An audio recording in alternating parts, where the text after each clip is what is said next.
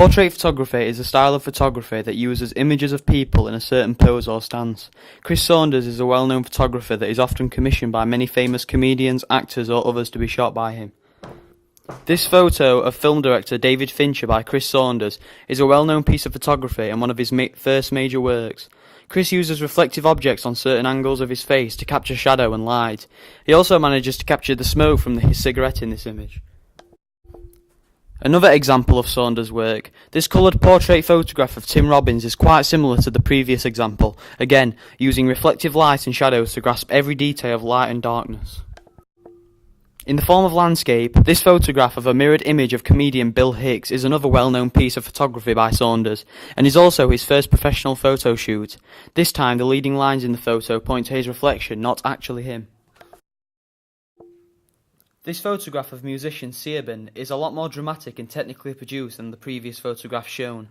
This is done using multiple lighting and camera angles. Macro photography is a style of photography that enhances images of small objects into a larger-than-life macro image. This macro photograph of a frog by Robert Thompson is a good example of macro photography.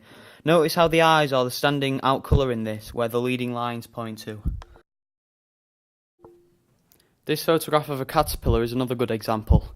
Notice how the brown and yellow skin of the caterpillar is the most noticeable part, and the leading lines that point up towards the plant.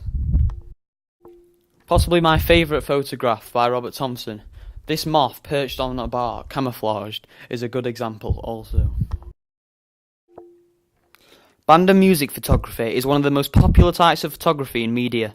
Ross Halfin is a notable band photographer and is known for many rock and roll photographs.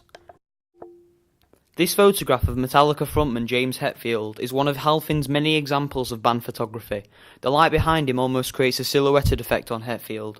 The photo itself is quite dark and almost eerie. Hetfield's face adds to this effect.